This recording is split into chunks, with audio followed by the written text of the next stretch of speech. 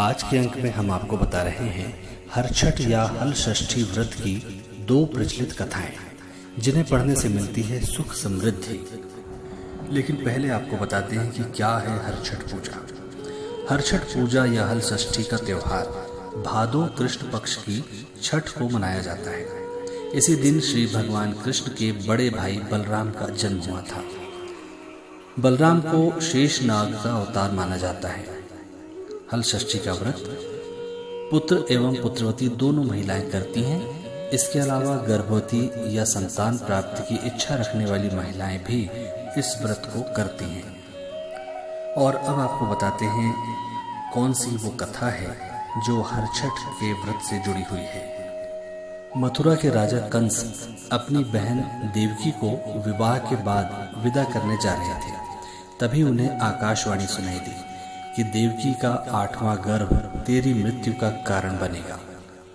ये सुनकर कंस ने बहन बहनोई को कारागार में डाल दिया और वसुदेव देवकी के 6 पुत्रों को एक एक करके कंस ने मार डाला। जब 7वें बच्चे के जन्म का समय पास आया तो देवर्षि नारद जी वसुदेव देवकी से मिलने पहुंचे और उनके दुख का कारण जानकर देवकी को हल षष्ठी देवी के व्रत रखने की सलाह दी।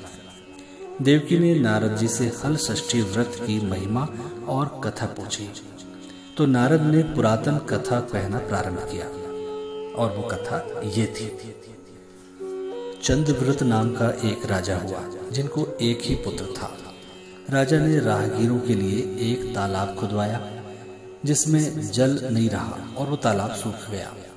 राहगीर उस रास्ते से गुजरते और सूखे तालाब को देखकर राजा को भला बुरा कह देते थे। इस खबर को सुनकर राजा बहुत दुखी हो गया कि मैंने तालाब खुदवाया, मेरा धन और धर्म दोनों ही व्यर्थ हो गया है। उसी दिन रात को राजा को स्वप्न में वरुण देव ने दर्शन दिए और कहा, यदि तुम अपने पुत्र की बलि तालाब में दोगे तो जल भर जाएगा। सुबह राजा ने स्वप्न में कही बात दरबार में सुनाई और कहा कि मेरा धन और धर्म भले ही व्यर्थ हो जाए पर मैं अपने पुत्र की बलि नहीं दूंगा। ये बात लोगों से होती हुई राजकुमार तक पहुंच गई तो वो सोचने लगा कि यदि मेरी बलि से तालाब में पानी आ जाए तो लोगों का भला होगा। ये सोचकर राजकुमार अपनी बलि देने तालाब में बैठ गया। अब वो तालाब पानी से लबालब भर गया। जल के जीव जंतुओं से तालाब पूरी तरह से भर गया। इकलौते पुत्र की बलि हो जाने से राजा दुखी होकर वन में चला गया। वहां 5 स्त्रियां व्रत कर रही थीं, जिसे देखकर राजा ने कौन सा व्रत और क्यों कर रही हैं ये उनसे पूछा। स्त्रियों ने बताया कि हल षष्ठी व्रत हम कर रहे हैं और इस व्रत की संपूर्ण विधि विधान राजा को बतलाई। उसे सुनकर राजा वापस नगर को गया और अपनी रानी के साथ उस व्रत को करने लगा। व्रत के प्रभाव से राजपुत्र तालाब से जीवित बाहर निकल आया। राजा का परिवार हल षष्ठी माता की जय जयकार कर सुखपूर्वक निवास करने लगा। इसके बाद नारद जी ने देवकी से हल षष्ठी व्रत की दूसरी कथा कहना प्रारंभ किया कि उज्जैन नगरी में 2 सौतन रहती थी। एक का नाम रेवती और दूसरी का नाम मानवती था।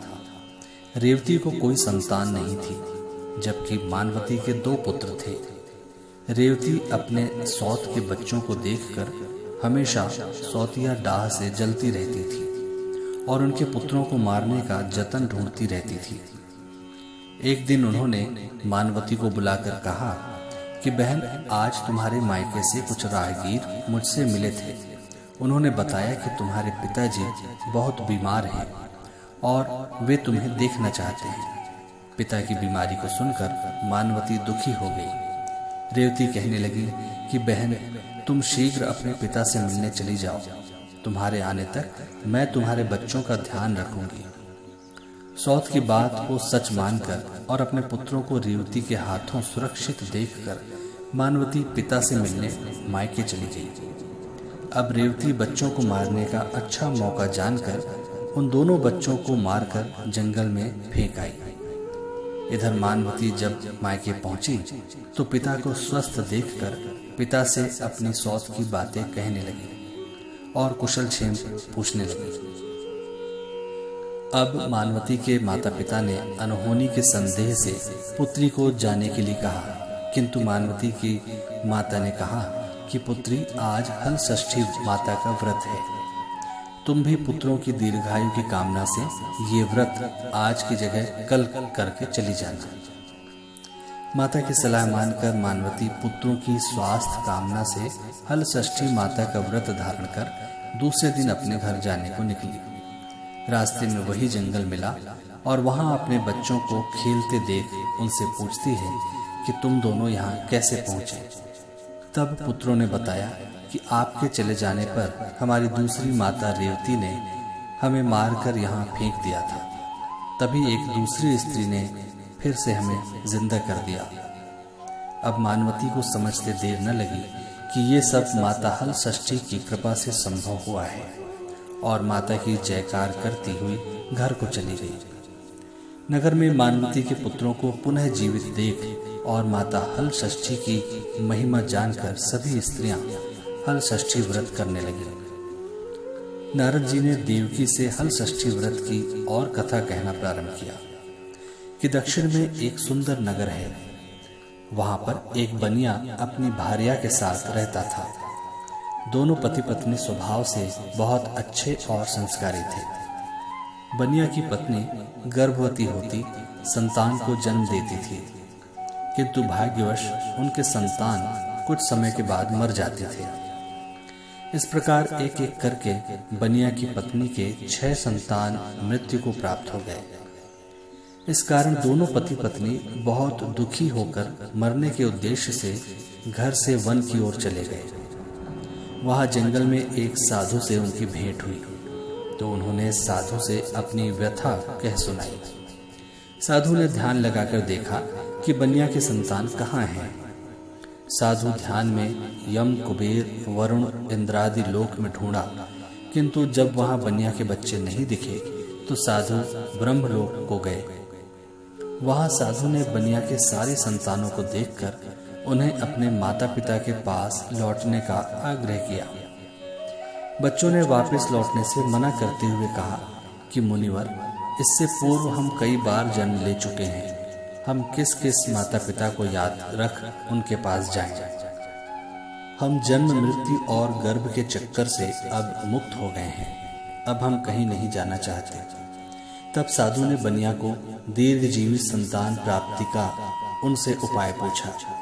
उन आत्माओं ने कहा कि यदि बनिया और उनकी पत्नी माता हल षष्ठी का व्रत रखकर पूजन कथा श्रवण कर अपने पुत्रों को व्रतोपरांत जल से भीगा कपड़ा लगाएं, तो उनका वो बालक दीर्घजीवी होगा। उन आत्माओं ने इस प्रकार सुन साधु ध्यान से वापस आकर बनिया से हल षष्ठी व्रत कथा नियम आदि को बताया। साधु से इस विधि विधान को सुनकर दोनों पति पत्नी घर को गए। कुछ समय के बाद जब हल षष्ठी व्रत का दिन आया तो उन्होंने व्रत रखा और संतान प्राप्ति का वर मांगा। माता हल षष्ठी की कृपा से अब बनिया की पत्नी गर्भवती हुई और एक सुंदर संतान को जन्म दिया। अगले व्रत पर उन्होंने साधु को बताए अनुसार अपने पुत्र को भीगा कपड़ा मार दिया। माता की कृपा से अब उनके संतान दीर्घायु को प्राप्त किया। बनिया का परिवार प्रसन्नता पूर्वक जीवन यापन करने लगा। अब नारद जी ने अगली कहानी कहना शुरू किया। एक गर्भवती ग्वालिन थी, साथ ही उसका प्रसव का समय बहुत नजदीक था। प्रसव के कारण ग्वालिन पीड़ा से गुजर रही थी। साथ ही उसका ध्यान दूध दही बेचने में भी था। ऐसा इसलिए क्योंकि समय पर दूध दही अगर नहीं बिकता तो वो खराब हो जाता। इसी कारण ग्वालिन प्रसव की पीड़ा से गुजरने के बाद भी अपना दूध दही बेचने को जाती थी। दूध और दही बेचते जाते समय रास्ते में अत्यधिक ग्वालिन को पीड़ा होने लगी। ऐसे समय में झरबेरी की ओट का सहारा लेकर ग्वालिन ने एक शिशु को जन्म दिया। इस बच्चे को ग्वालिन झरबेरी के पेड़ के पास छोड़कर दूध दही बेचने चली गई। लेकिन संयोग ऐसा, जिस दिन ग्वालिन ने शिशु को जन्म दिया उसी दिन हल षष्ठी था। ग्वालिन ने गाय और भैंस का दूध मिला दिया जिसके बाद जिस गांव में दूध बेचने गई थी उन्हें यही कहा कि भैंस का दूध है। इस तरह से ग्वालिन ने मिलावट वाले दूध को भैंस का दूध बताकर बेच दिया। झरबेरी के पेड़ के पास ग्वालिन का बच्चा जो अकेला था, वहीं पर पास में एक किसान अपना खेत हल से जोत रहा था। हल में बांधे गए बैल अचानक से भड़क गए और ग्वालिन के बच्चे पर हमला कर उसे मृत्यु द्वार तक पहुंचा दिया। इस घटना के बाद से ही हल षष्ठी या हरछठ की कथा लोकप्रिय हो गई। साथ ही हल षष्ठी या हरछठ का पर्व मनाया जाने लगा।